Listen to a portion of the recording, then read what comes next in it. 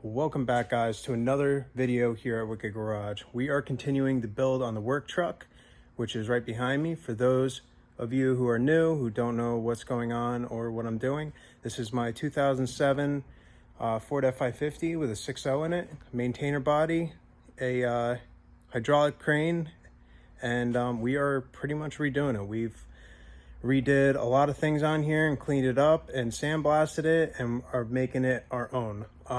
If you want to go and look at those videos, just go back into my videos. You'll see a whole bunch of different videos on this, fixing the inside of these compartments as well as the bumper right there. I've rebuilt completely. But other than that, if you haven't already, make sure you hit that subscribe button and throw a like just to show your support.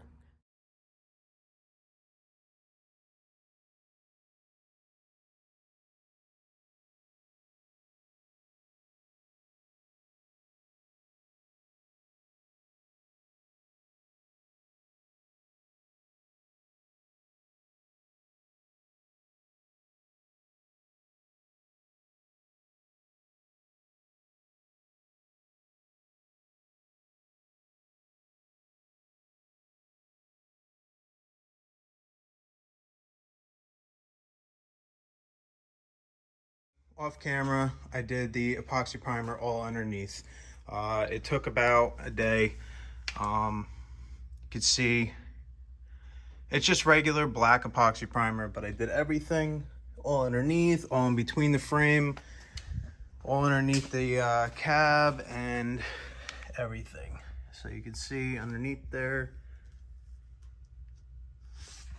it's pretty much all painted and ready for the brutal northeast weather. Nothing's perfect on this.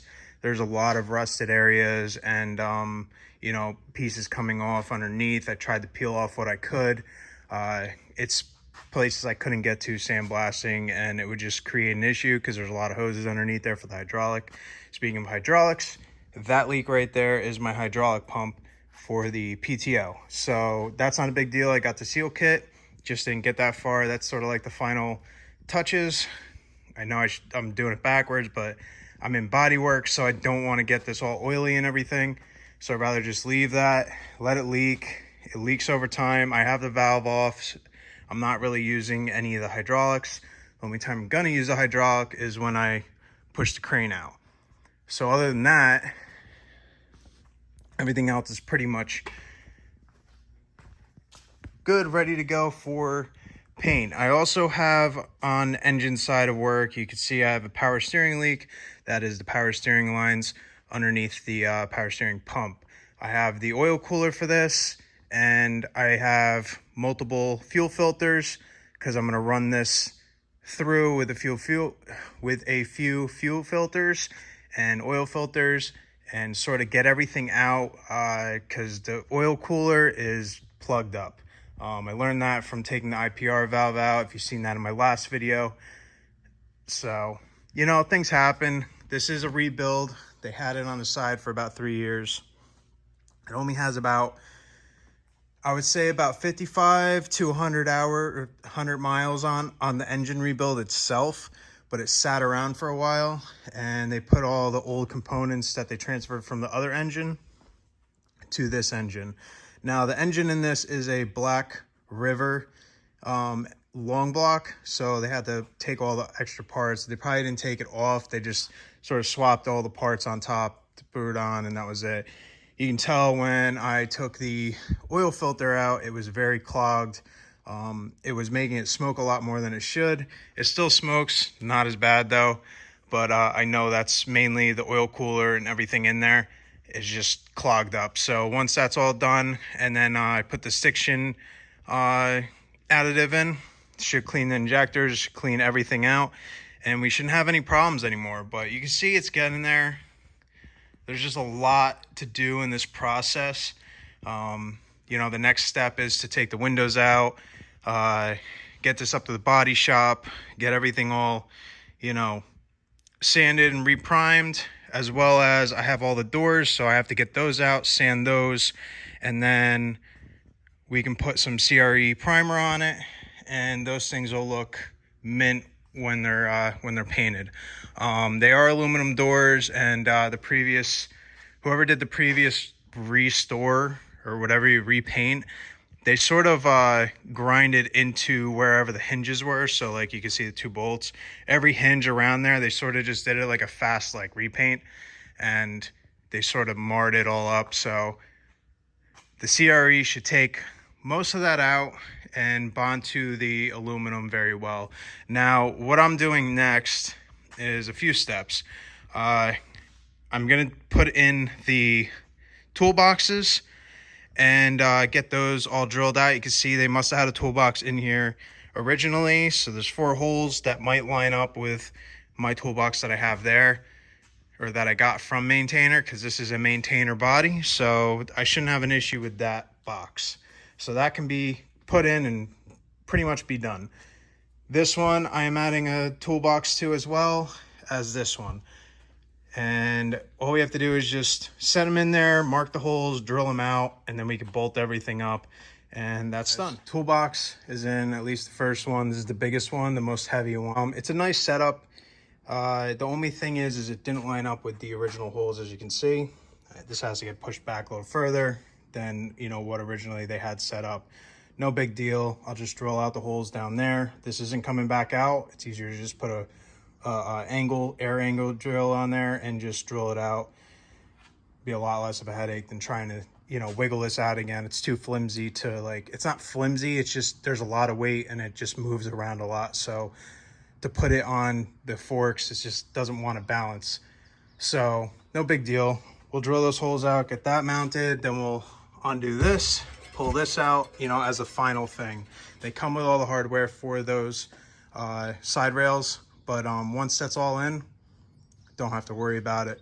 That thing is pretty solid. So you can see this is the new setup by Maintainer, and their new trucks is a dual lock. It wouldn't have came on this truck because it's too new, but you can see it locks shut, and it also has like that nice, now it's locked out. So it's good for like any hills that you're on, or you know, either way, for the drawer to go out or in, you know, on its own. So now you don't have to worry about that issue. You can have the drawer out. It's no big deal. But it locks up, and then you just pull it, put it in, and they lock pretty tight. So the very, very good toolbox, well worth the money. So I mean, they're a lot more now. Thank God I got them about 7 months ago, before I started like to really get into this project. But they're definitely worth the investment. I'll come back when, you know, the last 2 are in, and you can sort of see how they look.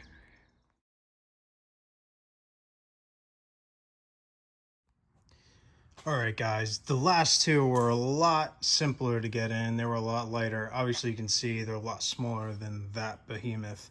I don't know how much that weighs, but that's heavy. Definitely not something I could throw around. And a little bit of throwing around I did was not fun. These I sort of was able to lift up and maneuver into place.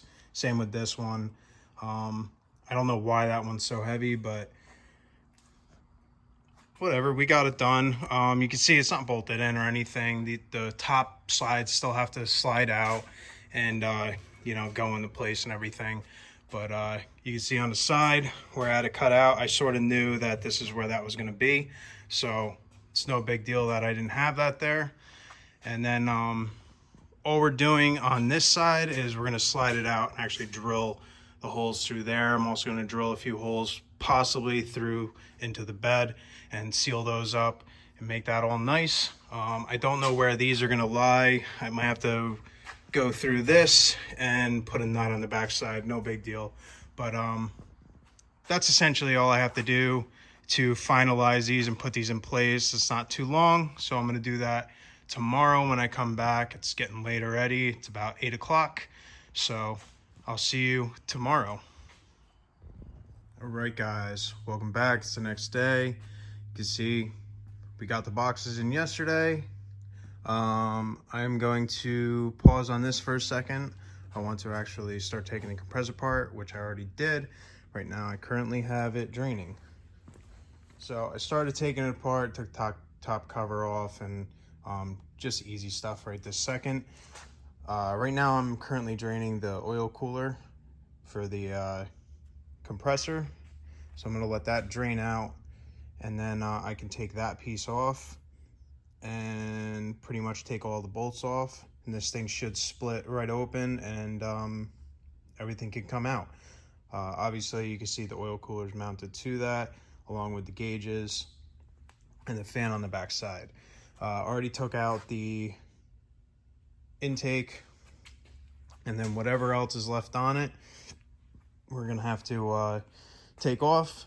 And then obviously you can see these are all rib nuts, so what we have to do is we're gonna have to drill them out and get rid of them, because most of them are rusted or getting to the point where it's gonna be rusted.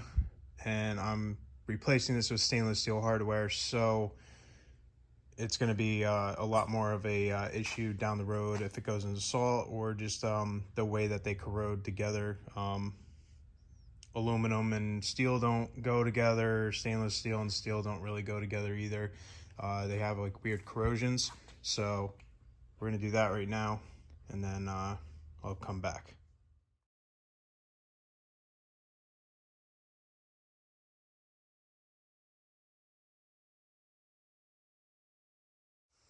All right, we got everything off. All the covers are off. They're sitting on the table over there. And then as you can see, this is very dirty. It's not very clean. There's a lot of debris down at the bottom of the inside. So I'll take this as an opportunity to clean everything and replace anything that needs to be replaced. So it seems like these are pretty good, and everything else is pretty good. I did drain the oil out of it so that I can get the cover that was there off, because you have to take that little T piece out, and then I just put it back on before it dripped out. But here are all the covers. This is an Ingersoll Rand hydraulic compressor, so we're probably not going to put the logo back on. Probably just going to leave it bare bones. It just looks cleaner and nicer. I might, if I do it, I'll do it in like a chrome orange or a white. It all depends. I also have to do my welder as well. So, but as you can see, we have some rusted rib nuts. So we're just going to take this opportunity and just drill these all out. There's probably a total of like 20, maybe a little more, maybe a little less, but I'm going to take all those out, and then, you know, take some pictures of the labels, because I'm going to get them redone. And other than that, she will pretty much be set to go. This will go up and get it sandblasted before it gets sanded and primed. And then when this is all done, don't have to worry about it. That, as you can see, there is some white and everything here. We have the Ingersoll Rand serial number plate. I'm just going to clean this up, and then I'm probably just going to scuff it down and just spray it with some black. Nothing too fancy, just it all gets covered up. There's only going to be a little bit shown, so it's not really a big deal if that's not perfect underneath there.